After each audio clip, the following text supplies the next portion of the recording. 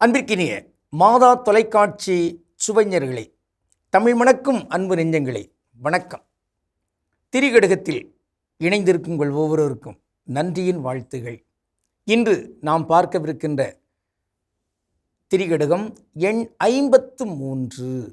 அதில் இரண்டாம் கருத்தினை இன்று நாம் பார்க்கவிருக்கின்றோம். தெரியாதவை. யாருக்கு எவையெல்லாம் தெரியாது? ஒன்று, பார்வையற்றவருக்கு தன் மனைவியின் அழகு தெரியாது. அதை போன்றுதான் இரண்டாம் கருத்து, கல்வி அறிவற்றவருக்கு அங்கு விரைந்து பேசுவதற்கு, தங்கு தடையின்றி பேசுவதற்கு தெரியாது.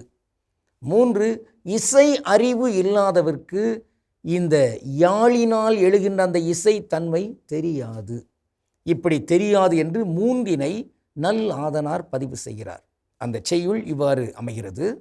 குருடன் மனையாள் அழகும் இருள் தீர கற்றறிவு இல்லாள் கதழ்ந்துரையும் பற்றிய பண்ணின் தெரியாதான் யாத் கேட்பும் இம்மூன்றும் எண்ணின் தெரியா பொருள். திரிகடுகம் 53.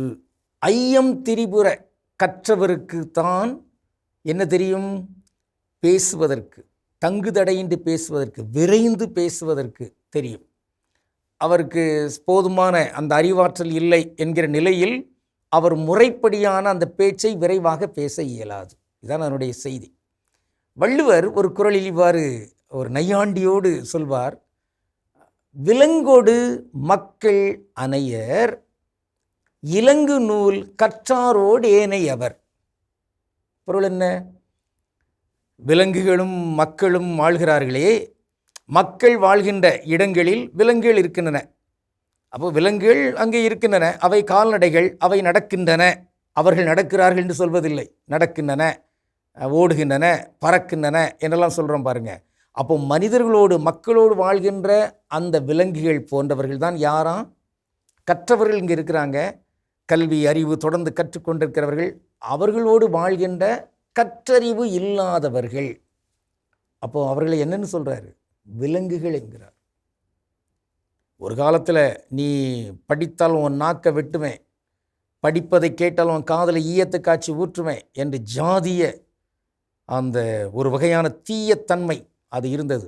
அது இப்பொழுது முறியடிக்கப்பட்டிருக்கிறது. இன்னும் புதிய வடிவங்களிலும் அந்த ஜாதியத்தன்மை வந்துவிடக்கூடாது. இப்படிப்பட்ட இந்த நிலையில் இங்கு எல்லாரும் கற்றவர்களாக இருக்க வேண்டும். எல்லாரும் கல்வி அறிவை தொடர்ச்சியாக பெற்றவர்கள், பெறுகிறவர்கள் என்கிற நிலையில் இருக்க வேண்டும். அவர்கள்தான் எந்த வகையிலும் சிக்கல் இல்லாமல், குழப்பம் இல்லாமல், தயக்கம் இல்லாமல், தங்குதடை இல்லாமல் நேர்த்தியாக நேர்மையான கருத்துக்களை அப்படியே இயல்பாக பேச முடியும் என்று நல் ஆதனார் இங்கு பதிவு செய்கிறார். அன்று ஒரு பாடல் வந்தது, அதை பலரும் கேட்டிருக்கக்கூடும், பெரியவங்களுக்கெல்லாம் கட்டாயம் தெரிஞ்சிருக்கும். அன்று ஊமை பெண்ணல்லோ என்று பேசும் கண்ணல்லோ, ஐயா உன்மேல் ஆசை கொண்டு தமிழ் பாடும் பெண்ணல்லோ, அப்படி வரும்.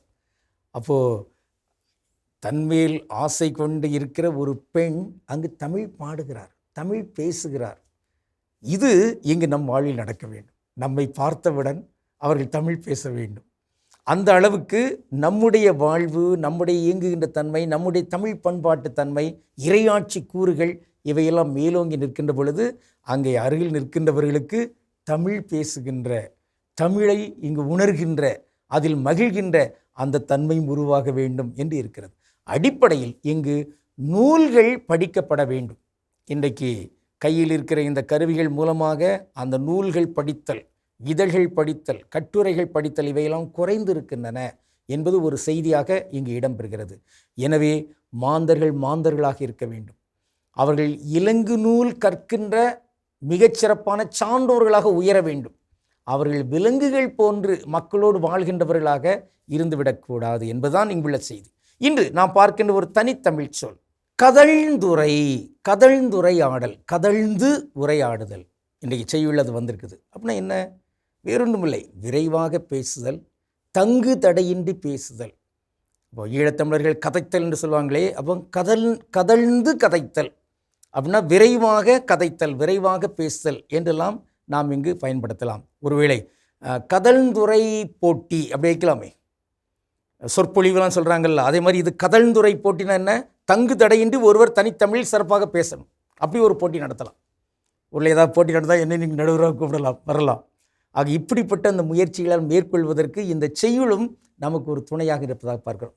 ஒன்றை பாருங்கள், உயிரெழுத்து உயிர்மை எழுத்தெல்லாம் இருக்கின்றனவே, அவர்கள் உயிரெழுத்து எந்த தங்கு தடை இல்லாமல் வரும். அ ஆ இ ஈ உ உ எ ஏ ஐ ஒ ஓ ஔ, எந்த உறுப்பும் சேராது, அது பாட்டுக்கு தங்கு தடை இல்லாமல் வரும். ஆனால் மெய்யெழுத்து உயிர்மை எழுத்து அது தடை செய்து முட்டி மோதி அப்படி வரும் பாருங்கள். நீங்கள் அதை பிறகு சொல்லி பாருங்கள். நன்று.